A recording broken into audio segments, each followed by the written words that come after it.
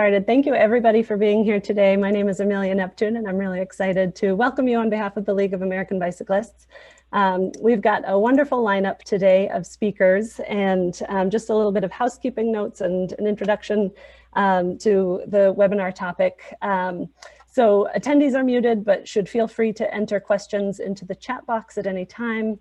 We will have a dedicated time for Q&A after all the speakers have presented. So I'll read out any questions that haven't already been answered, and I encourage our speakers to type in answers as we go if you're inspired to.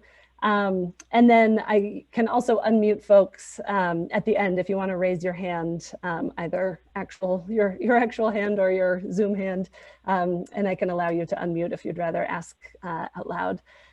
We are recording this session and we'll make the recording available after the fact, and you can also expect a more thorough analysis talking about all the data that will be presented on the League blog about a month from now when we wrap up with some more data visualizations that are going to come out of the topics you're hearing about later today. So with that, let me just give a little bit of an introduction to the topic itself. The League's Bicycle Friendly America program has been really excited to partner with Ecocounter for a number of years. We've been doing webinars together for several years, including at the National Bike Summit, and providing information to bicycle-friendly communities primarily on a range of topics about how to do bike counts, how to start a bike count program. And we're excited to transition a little bit to how to use bike data. If you've been doing bike counts for a long time, but don't quite know what to do with that data to tell your story or to have an impact in your community. So that's the goal of today's webinar. And I want to give a special shout out to Matt Ainsley at Ecocounter, who's on the call today, but not officially presenting. I hope he'll jump in and answer questions if needed. But Matt has done so much of the behind the scenes work for the competition that you'll hear about today, as well as the webinar itself today. So thank you, Matt, and thank you, Ecocounter, for being such an awesome partner of the League. I also just want to give a little bit of background about why we care about data collection at the League of American Bicyclists and the Bicycle Friendly America program. Data collection is so important to so many parts of the Bicycle Friendly America program. So whether you're a community, a business, a university, a state, quantitative and qualitative data are both so critical to making the case for improving bike infrastructure in your community, for increasing funding, for improving specific intersections in the entire network overall, equity-related questions as an encouragement tool. There are so many reasons to do bike data collection, and there are so many ways to do bike data collection. And that was one of the goals of the competition that you'll hear about today, was bringing together different types of data collection. So whether you're doing a GPS app-based data collection or manual counts or camera-based collections, or if you have Ecocounter automated counters, we hope that today's webinar is useful for you regardless of the type of data you're collecting and the way that you're collecting it. And I mentioned qualitative data, and I want to emphasize how important that is. Today, we're mostly talking about quantitative data, and for good reason, but we do surveys as part of the Bicycle Friendly Community Program, and understanding the barriers that people feel, perceived barriers and perceptions of safety are so important when you're talking about bike infrastructure and creating a safe bike network that's appealing and inviting to bicyclists of all ages and abilities. So this is a snapshot of one of the questions we ask on the public BFC survey that we do whenever a community applies to the BFC program. And we've been able to do some analysis over the years of how a question like this varies in different award level communities. And as you can see, even the platinum level communities have room to improve. And our goal at the League is to help all communities improve, sort of meeting them where they are, regardless of where they started, where they are now, climate, size, geography, density, all of those factors. And then I also wanted to give a shout out to our relatively new website, data.bikeleague.org. If you're on this webinar, you're probably very interested in bike data, so I wanted to make sure everyone is familiar with this. For years, we have been partnering with the CDC through their Active People, Healthy Nation initiative, which is an effort to help 27 million Americans become more physically active by 2027. And the Bicycle Friendly Community Program and the benchmarking website, which used to be a printed report that came out every 2 years, it's now a website with tons of great data about every state, all the largest cities in the country, and some great graphs like the one you see here, as well as spreadsheets that you can download of data to do analysis yourself. So if you're a researcher or you're just interested in bike data and you want to compare your community to other places, I encourage you to check out data.bikeleague.org. So now getting to the competition. During Bike Month, the League and Ecocounter co-hosted this bike data competition where we invited communities, businesses, universities who were participants in the BFA program and advocacy organizations to apply for this competition. They had to fill out an application and describe their count program, the challenges they faced, their goals, including their equity-related goals, and they had to submit their actual data. So we received dozens of spreadsheets of bike count data from all over the country.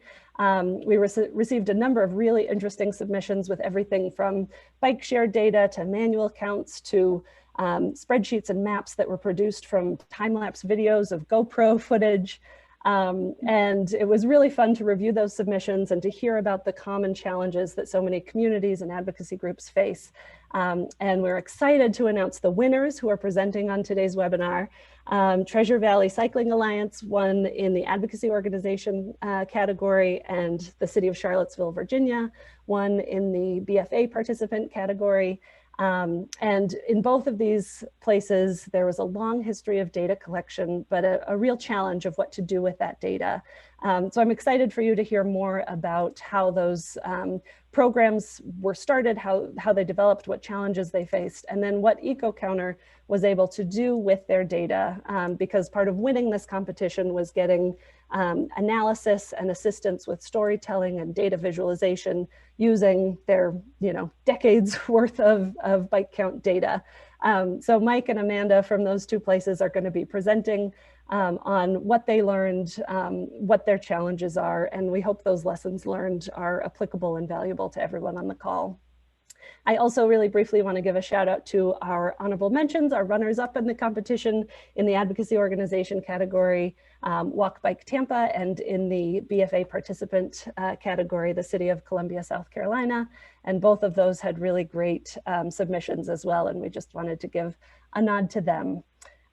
So with that, that's enough for me. We're going to hear from our speakers now, and I'll introduce each of them right before they talk. So I will stop sharing my screen, and first I'll be handing it over to Amanda. And so Amanda, feel free to get your screen up and running. And while you do that, I will introduce you. So Amanda Poncy has served as the Bicycle and Pedestrian Coordinator for the City of Charlottesville for nearly 10 years, where she continues to pursue her interests creating vibrant and healthy communities through sustainable transportation and planning and community design. She is an adjunct faculty member at the University of Virginia's Urban and Environmental Planning Program and serves on the board of Smart Seaville, a citizen-driven organization that promotes the use of technology to make cities better places to live. So thanks for being here, Amanda, and take it away. Hi, thank you. So 1.5 million people. Can you believe that in a city of only 10 square miles and 50,000 residents that we'd be able to count 1.5 million people? This number is really staggering to me, especially when you consider the fact that this doesn't even include our two high pedestrian activity destinations, the University of Virginia and our city's downtown mall. So what does this number mean, and how do we communicate this data to support investments in walking and biking? That's the question that I wanted to answer with this bike count data competition. My name is Amanda Poncy, and I've been the Bicycle and Pedestrian Coordinator with the City of Charlottesville for almost 10 years. We've been working with Ecocounter for the last 6 years and have really only scratched the surface with our data analysis. I'm a planner, not a techie or an analyst, and so I've really relied on the built-in reports that the EcoVisio software provides. And so I was really excited that we were selected for this award so we could get professional help cleaning our data and dig deeper into what some of this data is telling us. So before we begin, I'd just like to orient the audience a little bit. I'm sure many of you have seen some pretty ugly pictures of Charlottesville over the last few years, but we're really a beautiful place. We're located in central Virginia in the foothills of the Blue Ridge Mountains, about 100 miles southwest of Washington, D.C. and 70 miles northwest of Richmond, Virginia.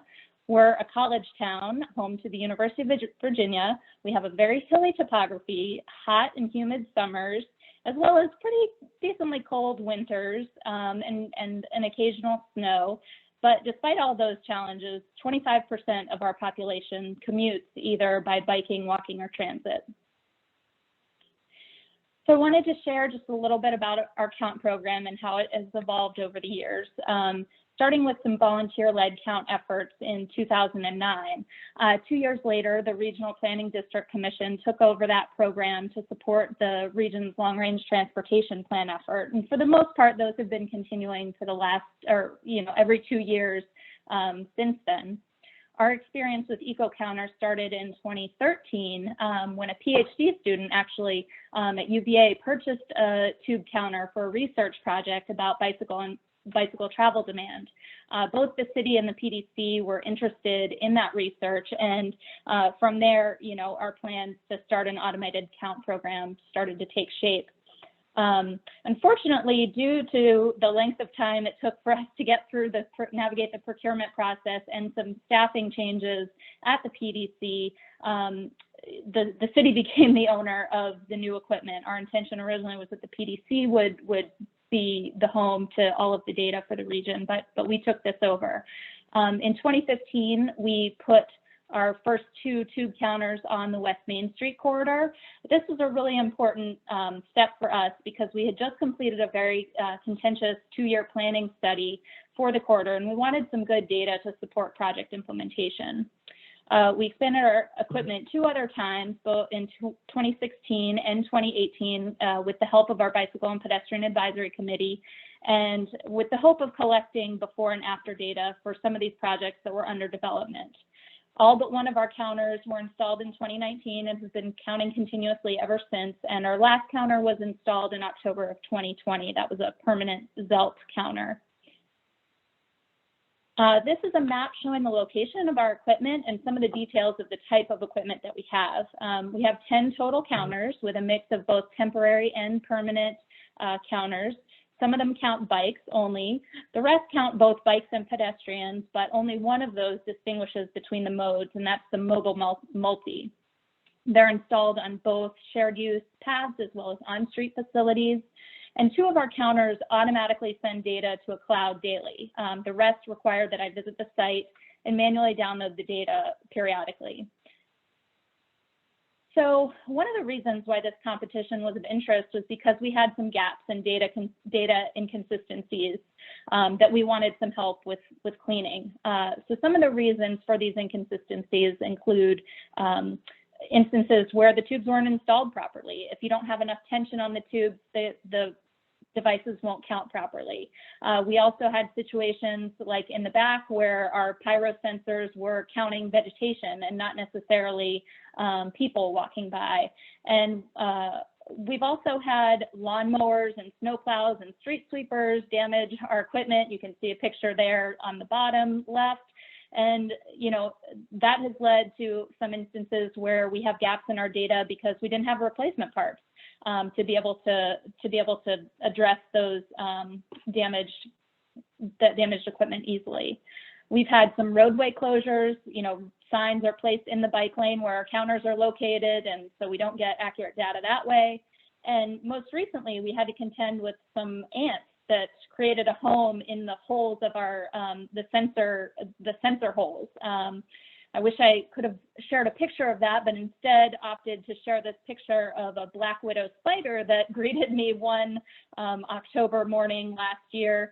We haven't had issues with spiders in our equipment or affecting the data quality, but I know that's something that some other people have had issues with.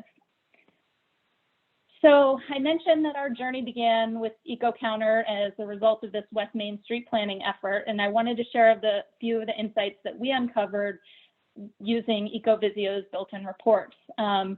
West Main Street is an emerging mixed-use corridor and has seen significant redevelopment in recent years. You can see it provides a vital link between 2 of the cities and, in fact, the Commonwealth's important destinations, both the University of Virginia and the downtown mall. The existing conditions for bicyclists on the corridor are pretty terrible, as you can see in this picture, with narrow bike lanes directly adjacent to parked cars. And, of course, during the planning process, staff and local advocates were very vocal that, we needed some improved facilities here on this corridor.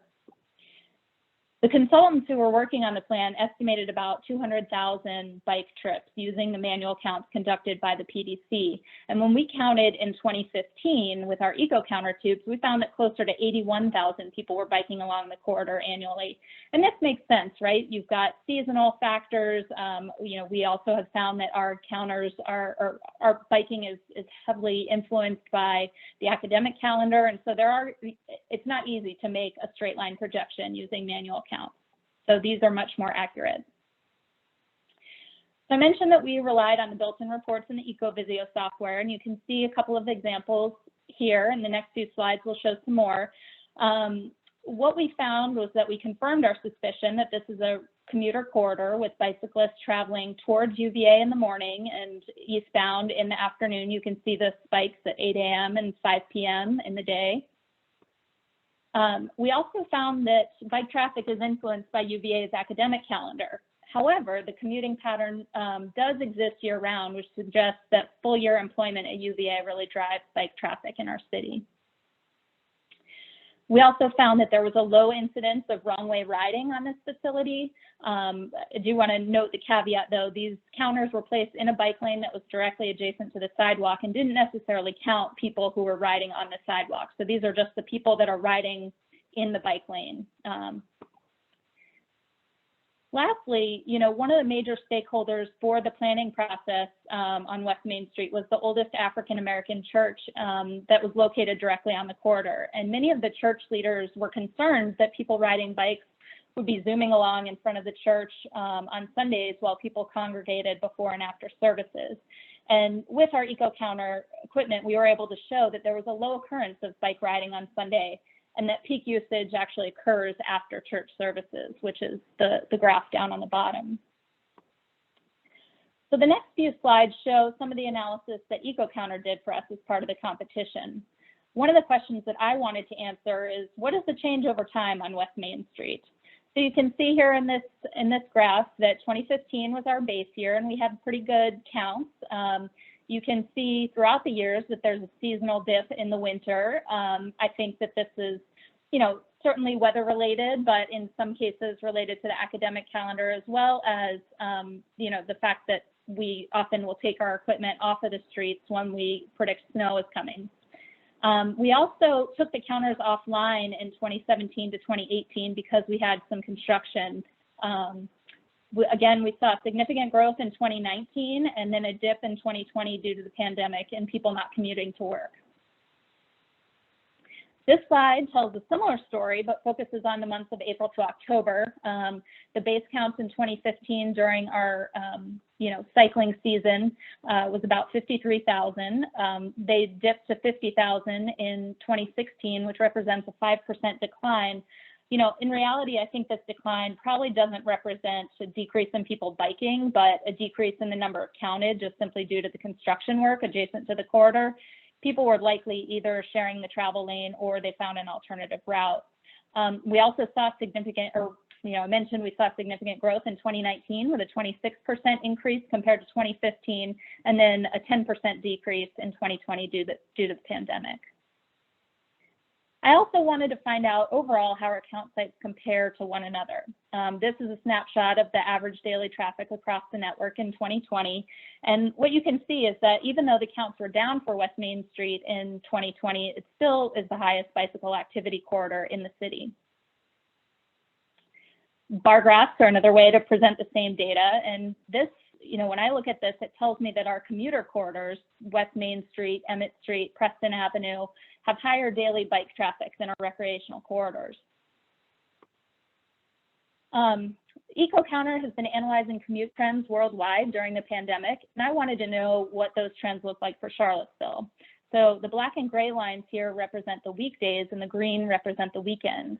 You can see here an increase in the weekend cycling and a decrease in the weekday cycling. However, the weekend increases didn't seem to make up for the weekday decrease.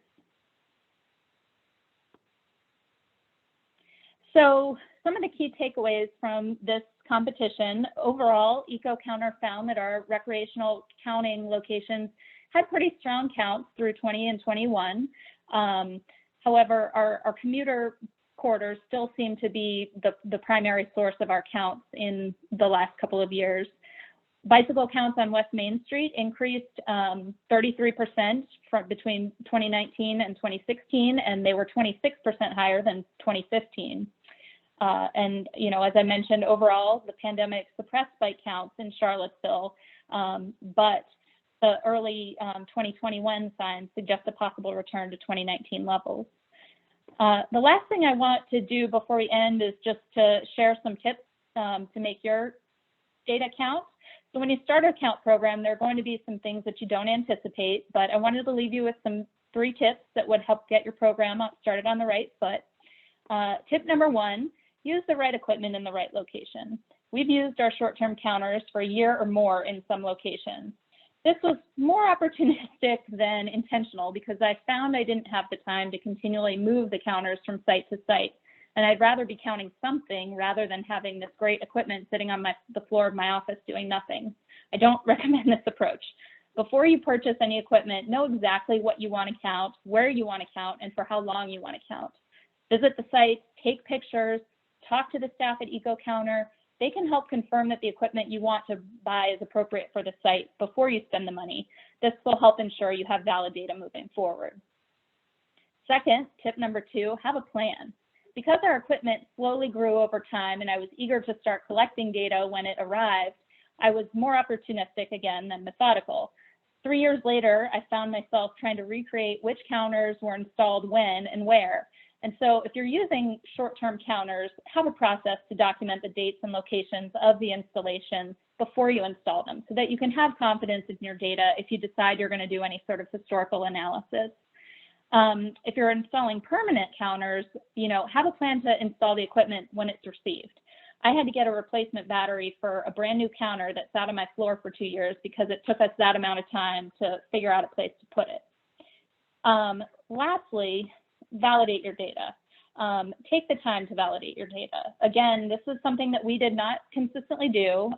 Schedule time to make sure the counters are actually working properly. Your count equipment could be overcounting or undercounting, depending on how you installed it. This is also a really great time to observe the qualitative characteristics of your count population.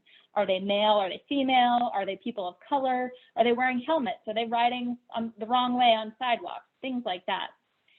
So hindsight is 2020. I wish I would have known all of these things when I started the program 6 years ago. And I hope that if you're starting a program that you find some of these tips helpful. I know I'm looking forward to taking my own advice as we look forward to the start of the new school year. And I want to thank the League of American Bicyclists and Ecocounter for providing this opportunity and the inspiration to help make our data count. Thank you. Awesome. Thanks so much, Amanda. All right, and we're gonna next pass it off to Mike in Boise. And I think while he's getting his slides up and Amanda unshares her screen, which might need to happen before Mike can share his, I'm not sure. I just wanted to say that, you know, it was fantastic to have some data that Ecocounter was really familiar with, but it wasn't a requirement for this competition. And so in our next presentation, you'll see the advocacy organization award went to a group with all manual counts. So, and we were really excited for the opportunity to sort of compare those two. So Mike Stegancic, who will be speaking next, is a volunteer board member of the Treasure Valley Cycling Alliance in Boise, Idaho. And he creates empowering learning experiences that transform our communities for greater inclusivity in his day job at Boise State University. Through his own engagement, he is a regular at neighborhood, city, and bike events that make the community more complete and vibrant. Mike sees bikes as a vehicle for social change and strives to make biking more accessible to all. When he's not advocating for bikes and infrastructure, he's riding with his family. So thanks, Mike, and I will pin you so that everyone can see you, put the spotlight on you. Awesome. Thank you very much. And thanks to the League and Ecocounter for all of their work in selecting us. We feel very honored. We feel like the little folks out there. And so it's great to have that honor and recognition. So it really gave us an extra boost of confidence in the work that we're doing. So thank you for that. So I want to share a little bit about our organization. And then I'll jump into some of the analysis that we received here. So I'll have to do a quick switch, so bear with me on that. So there will be a down second in between here. So we're a small organization of all volunteer run, no paid staff. We'd love to find some paid staff, and hopefully some of our data will help us advocate for that. And so this might actually push us into that realm. And really, we're just trying to get more folks on bikes. The Treasure Valley is located in southwestern Boise, or Idaho, sorry. And Boise is the capital of Idaho there. And we are one of the fastest growing places in the United States right now. Things are booming in our town, and we are growing faster than our infrastructure. So at this time, it is so important that our bike count data has that impact and help our planners really make the best decisions so we can have a connected city. And you'll hear me talk about that and really emphasize how we look at our network. So really getting more people on bikes. So we try to remove these barriers to cycling, both real and imagined. We realize that some of that is that what you see, but there's also some imagined barriers to that. And so we try to improve that cycling. We do a lot of advocate work for policy change, and we do a lot of education, and that's a big part of the work that we do as an organization. So why do we do counts? We actually really try to help better understand cyclist behavior. It's really easy to go out there and be at an intersection and just see somebody fly through and be like, oh, that's the one person, they represent all cyclists. But the more time we sit out there and we observe cyclists, we see these trends. And it really helps us engage our volunteers to see those things, so we don't just have all this anecdotal information about how we're behaving. And so this data helps us advocate for infrastructure, and we've had some great success in our valley, and then engaging volunteers into the work, because when they see it, when they're engaged, then it helps them become advocates. So we're actually helping to empower our community for that change. So really some of our goals around using bike count data is really looking at our bikeability network. And we do these audits where we bike around in the community and we take pictures and we talk about the experience, and bike counts help us better advocate for that connectivity in our community as it really grows.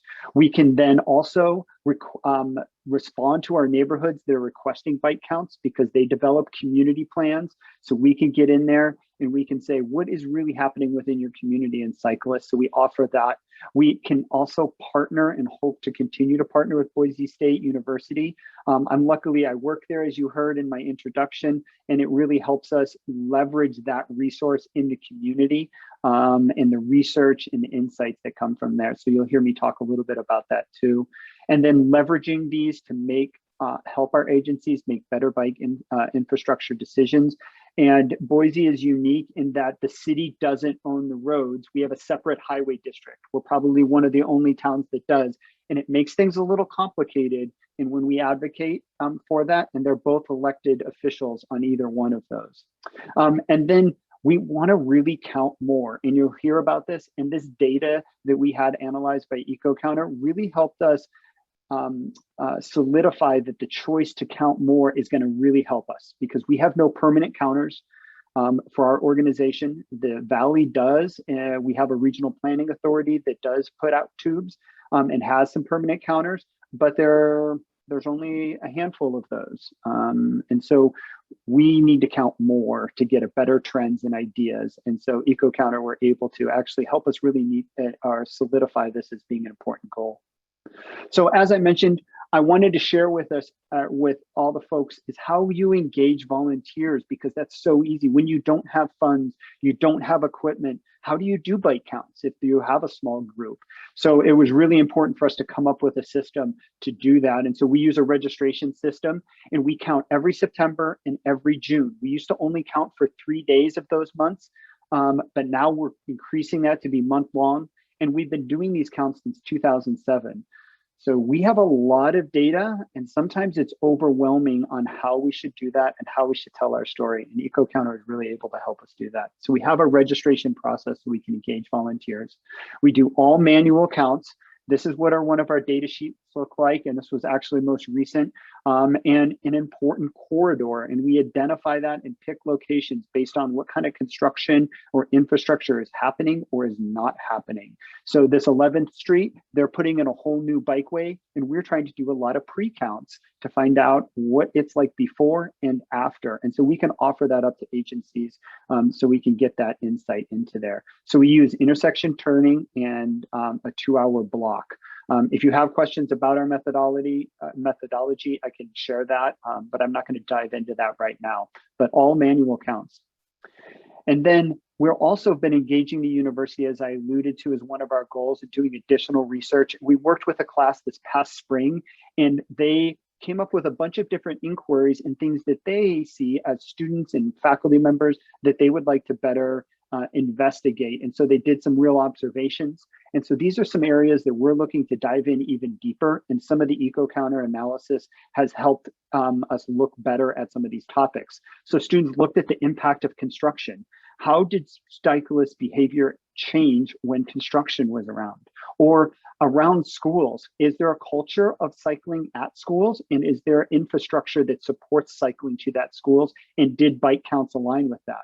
We also looked at and compared socioeconomic status in different neighborhoods and what bike rates were in that area. And those are important things that help us find better connectivity around our community. They also looked at helmet use and whether that was used within infrastructure or not, and then commuter versus leisure. And this was a really interesting piece because the majority of the time we are counting during commuter times. And I'll get to why that is changing for us. So we take all the data, we publish it out there. Like I said, we don't have a lot of money as an organization. We just put some information out there in Google Maps. And so we post this on our website, and agencies will reach out to us and ask us, what kind of bike count data do you have for this area? We're looking to make a decision. And so we can share that with them. They can go to this website, they can click on them and find out how many times we've counted and where we've counted. So we try to share that data, but we don't really have the benefit of being able to put together really nice resources to be able to tell that story. So those are our challenges, really, is organizing our data. Like I said, we've been counting since 2007, and we have spreadsheets upon spreadsheets, as I'm sure many of you here on this call today have that. And you're like, wait, how do I analyze that?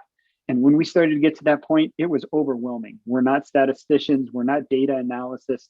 We do things all differently for our day jobs, and trying to come together and analyze that is a gap and a challenge that we have. Then also consistently counting at the same location. Since we all work with volunteers, our volunteer engagement goes up and down throughout the year. Sometimes we get 12 counters, other times we get 40 counters. And so trying to manage that and the consistency of that, and better being able to communicate the importance of that. Obviously, I talked about analyzing our data and telling our story, trying to get that out there as a small grassroots group of individuals who are passionate about biking. How do we make sure that our data and the things that we're sharing at board meetings, at council meetings, and all of those things are taken seriously? And we do have that. And some of that comes with how you present it. All right, so I'm going to jump out of this and into what information that we were able to gather from Ecocounter. And so if you bear with me just 1 second as I switch between these, I hopefully am able to do this pretty smooth. So you should be able to see a map right now, and you see some different size circles and things like that. So you can start to see that map that I showed you before. You saw those counting locations. So you kind of see some of those transferred, but now through Ecocounter, they were able to represent those in different sizes based on what are average daily cyclist ranges. And you'll notice this data only goes to 2019 because, in fact, we saw a drop in 2020. And the reason why is because we were only counting during commuter times. People weren't going to work. We were missing a whole group of core cyclists out there, or recreational cyclists, because that's how we were set up. We were only set up to count that way. So some of this data helps us see that, and also sees where the frequency is. And as I mentioned before, one of our goals that we're working on in the Valley is trying to have a better network. And so we were able to start to this really emphasize, where are folks coming in? They're coming in from out here in Eagle. They're coming in off of the bench. And these are growing areas. And you can see as we spread and grow further out in the Valley, folks coming in to work in this urban setting. You know, some of these corridors, these are highlighted areas. And you can see that the green lines, these are some of the bike routes that there are infrastructure. They're not all the same infrastructure, but then this can tell a story right here to some of our land agencies that are managing these roads is, hey, this is an important corridor. Look at these increases over time as we grow. So then here's a zoom in. So this area where you're seeing all of these dots, now we're zooming into that. So we can start to see where are some of these pinch points. And one of the challenges here is you don't see some of this topography, but right here, this is a bench. So there is some topography and there's only a couple roads down. This is one of the only ways to go down off of our bench, down this hill. But there's all these other important things. And the university is right here, but there's not a good way to get down here. So this is going to help us better indicate to our land agencies that manage these roads is where we need to put better bike infrastructure. Look at this bike lane, it ends right here. It literally ends on a cliff. It's like, okay, you put that there, but folks need to go down. So we can use some of this information that's graphically represented here. So as you imagined, and I alluded to, we had a big drop off here in 2020. Pandemic set in, folks weren't communicating to work, and we saw that. Now this reinforced this graph. When I saw this, I was like, yeah, but you know what? This really emphasizes how important it is for us to count at more times and at more days. We only would count Tuesday, Wednesday, Thursday from 7 to 9 and from 4 to 6, only at those times. So those are only the commuters. So of course it's going to drop off. But in many of our communities and national data and international data, we saw that numbers actually increased. In some of our permanent counters, they saw that increase. So we're not really counting all of the folks that we need to count. And therefore, we're not advocating for all of the right infrastructure with some of our data. So really some of these key takeaways that we got from Ecocounter was really important for us to say that, you know, cycling is significant in Boise. We've known that. That's why we have an organization. The pandemic dramatically reduced bike counts because we were only counting commuters who weren't going to work.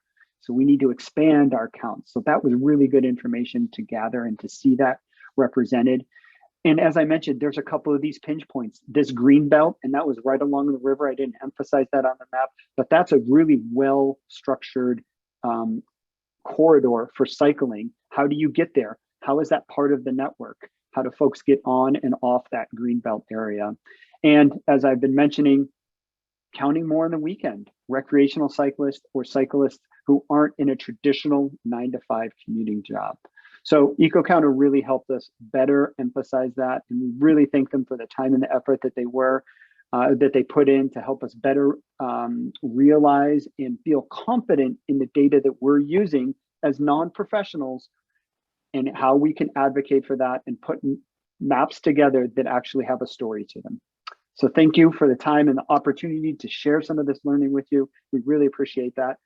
I know I haven't looked at the questions, but now might be a time to do that. And I'll turn it back over to Amelia. Thanks. Awesome. Thanks so much, Mike.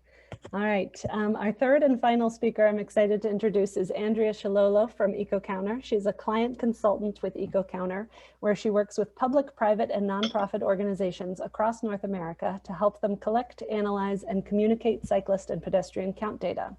As a trained urban planner, she has a knack for helping clients leverage their data to make informed planning decisions and advocate for active transportation initiatives. Outside of work, she can be found exploring Montreal and surrounding regions by foot and by bike. So Andrea, you can go ahead and share your screen, and we're looking forward to hearing the important lessons from Ecocounter. Thanks a lot. All right. Thank you so much, Amelia. I'm assuming everyone can see my slide presentation. I'd also like to thank Mike and Amanda for those great presentations. I feel like you just gave some kind of on the ground examples of everything I'm going to discuss. So a variation on a theme, making count data count. I'm going to talk about actionable best practices for collecting, managing, and sharing your data. So I work with Ecocounter, where we help our clients build bike programs every step of the way.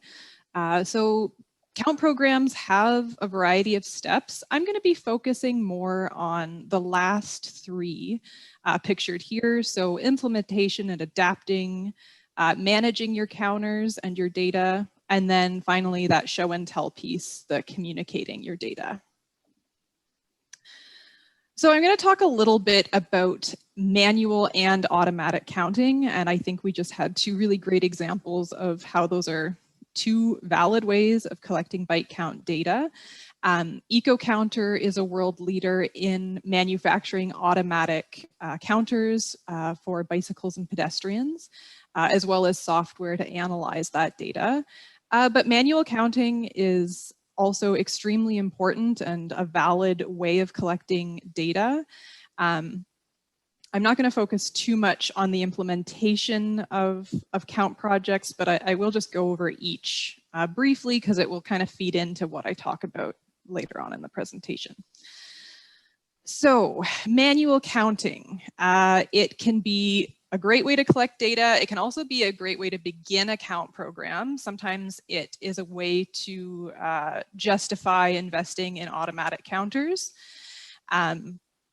This has already been really well demonstrated or described by Mike. When you're doing manual counting, you really want to make sure that you're doing it at the right times and planning a schedule. So you want to do it for at least 30 minutes at a time, if not longer.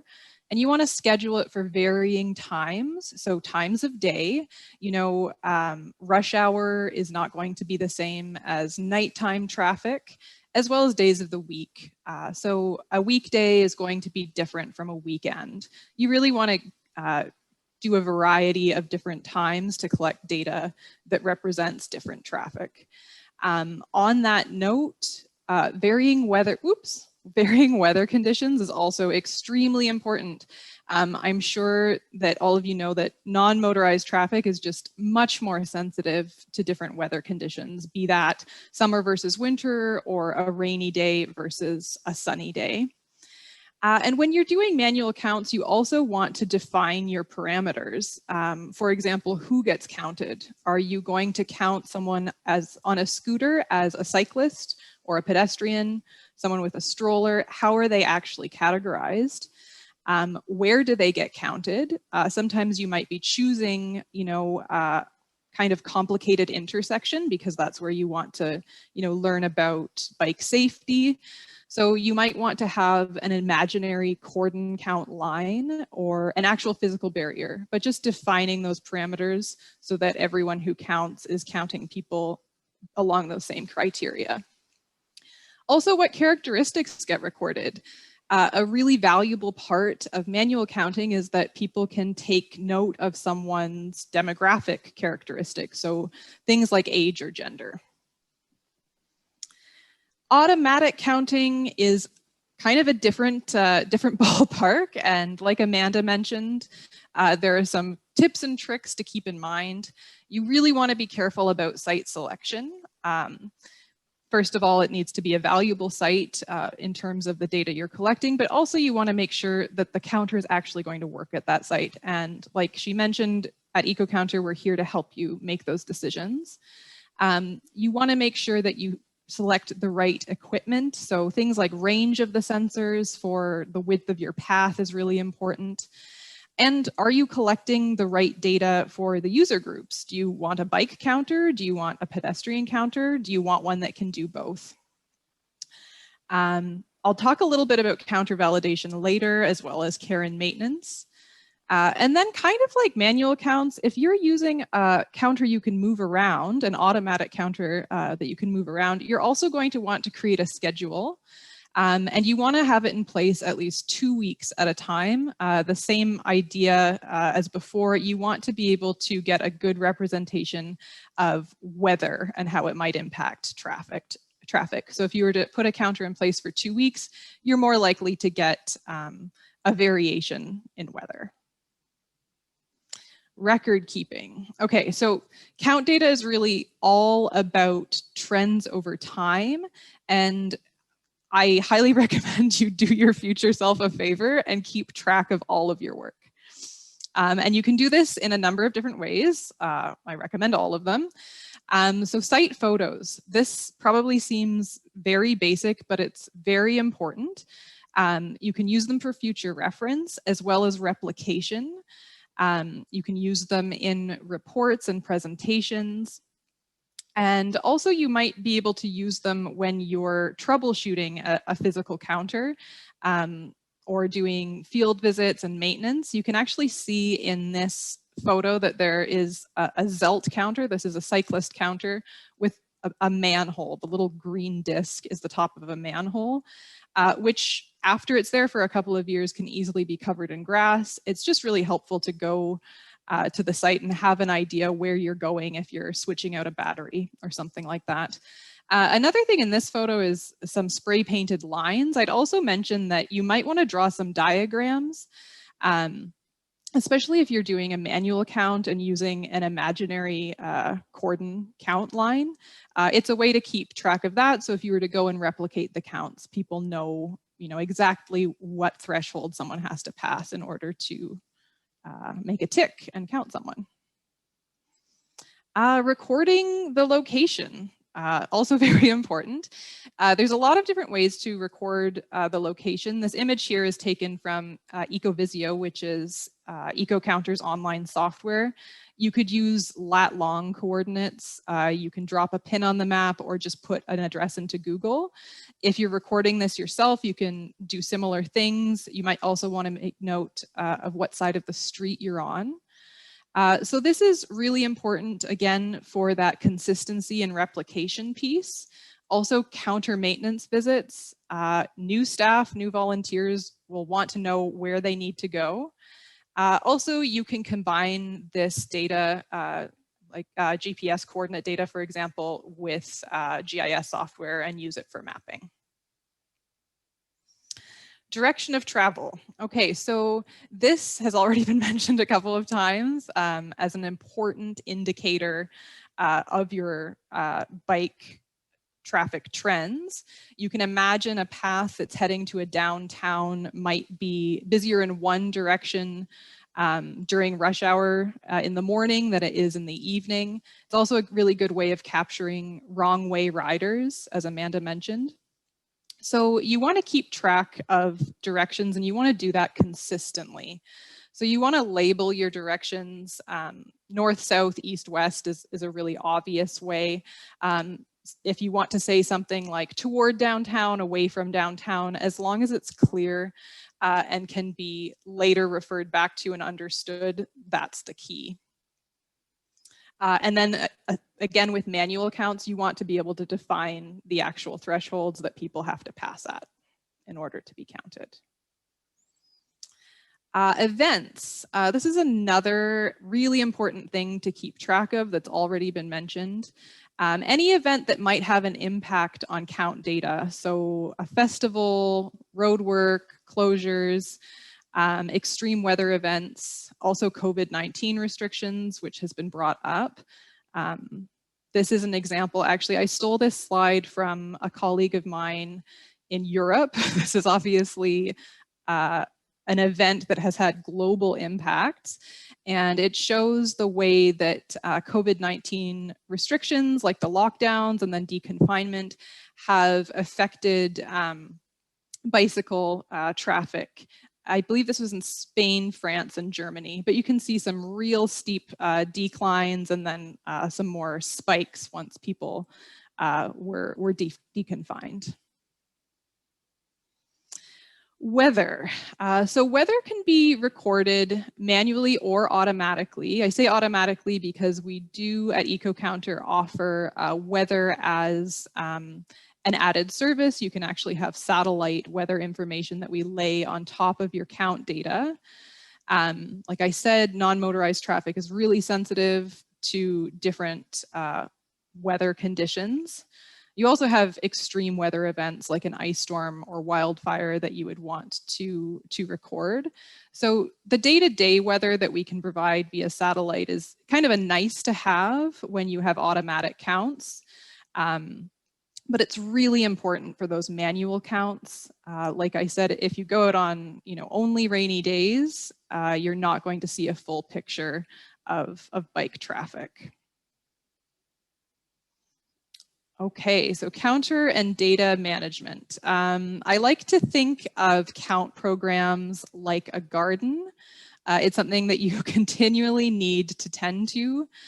You can, plant your seeds, just like you can install your counters, but if you're not checking on things and tending to things, things don't grow as well as they could.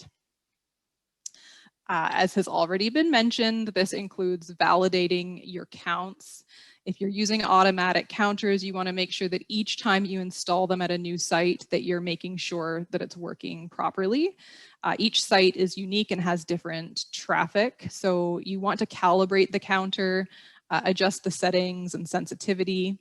And then you can also apply a correction factor if needed. I won't get too detailed in data corrections, but it is a possibility.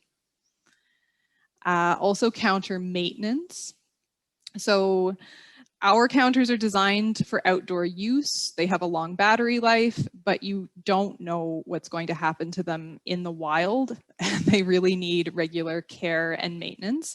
The counter that's pictured here is a tube counter, which Amanda mentioned needs to be taught. It needs to be stretched at a certain tautness in order to function properly. And it's just on top of the ground surface. So it can easily be moved around by passing vehicles if you're not careful.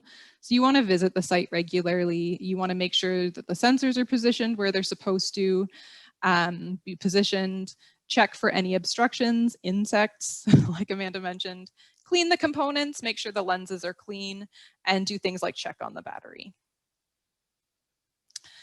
Data management, keeping an eye on your data. So first of all, you want to keep all of your data in one place, whether you're doing manual counts or automatic. You can keep all of your data in a spreadsheet or in the software the vendor provides. And you want to check for any anomalies, things like unusually high or low counts that can be caused by an insect on the lens or something like electromagnetic interference, a car parked in front of a sensor.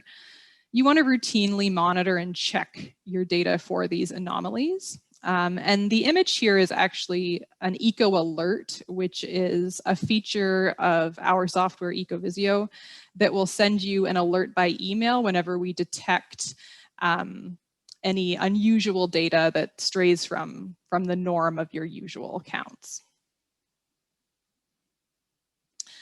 Data reconstruction. So sometimes you will be missing counts for the reasons that I just mentioned. First of all, you want to determine the cause.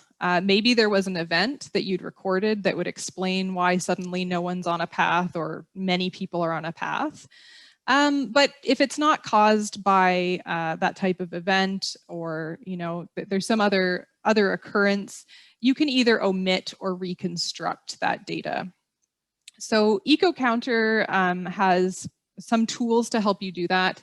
In EcoVisio, our online software, we have an auto reconstruction tool where it will use data from the previous weeks to fill that gap.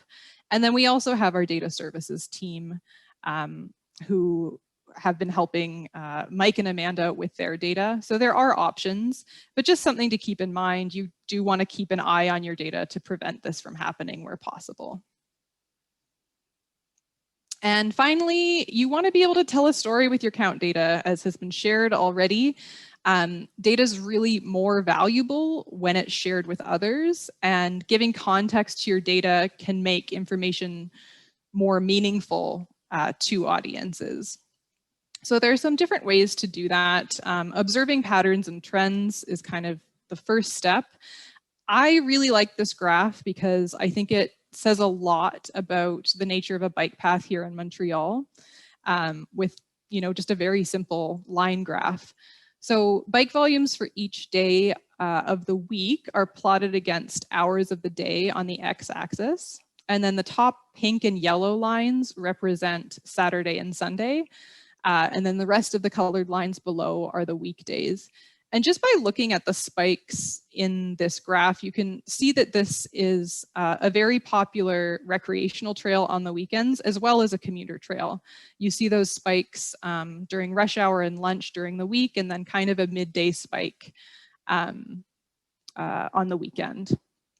So just look for things that stick out, things like direction of travel, bikes versus pedestrians, and then doing a time comparison such as this can be a good way to figure out what trends and patterns are emerging. Highlighting key figures. Sometimes simple figures can be very powerful. This is taken directly from our online software once again, and it's just showing peak days and average for both cyclists and pedestrians. Really simple, but also powerful. Also capturing trends over time. So the longer that you have been collecting count data, the more that you're able to do with it. So this demonstrates, at 2 weeks, you're able to get baseline data and understand daily and weekly and hourly data. By the time you get to, by the time you get to 6 months, you can start doing things like justifying investments and improvements, capturing monthly trends, maybe starting to adapt maintenance to your facilities and to the traffic on those facilities. Around 1 year, you start to understand seasonal trends. You might be able to start informing grant and funding applications. And then at 2 years, you have yearly trends. You can publish long-term reports, and you can also justify expansion to your networks. Also qualitative data, and this was brought up earlier. It can be really interesting to combine your automatic or manual count data, raw count data, with qualitative data. So your counts can provide a ground truth from which you can extrapolate the proportion of users who fit a certain profile. So you might want to collect data on things such as gender, age, origin, destination. And you can do this through things like intercept surveys where you'd actually stop people, maybe while you're doing your manual counts. You can have an online survey and just manual observation. And then finally, you really need to share that data. So all of the time that you spend on your count program and in the field and analyzing your data is really valuable knowledge and expertise. Think of all that you've learned through your process and how much you could share with someone who's just starting out. It also helps to establish best practices if you publish your findings, as well as leads to transparency and credibility. If you share your process, it's just easier for people to understand how you arrived at the counts that you did. And then count data can also be used to engage others. So it can engage the community, it can demonstrate value of your facilities and justify further investments. So just to recap, make a schedule, keep records of your count sites, records of noteworthy events, keep an eye on your counters, keep an eye on your data, observe any patterns and trends that emerge, and then try to tell a story with that data that can really engage others. The image here is an image of Ecovisio, our online software that makes it really easy to kind of keep track of all of these different steps, but you can definitely come up with a system on your own that's systematic and methodological and will just help things later on and not let any of your work go to waste. And that's it for me. Thank you so much.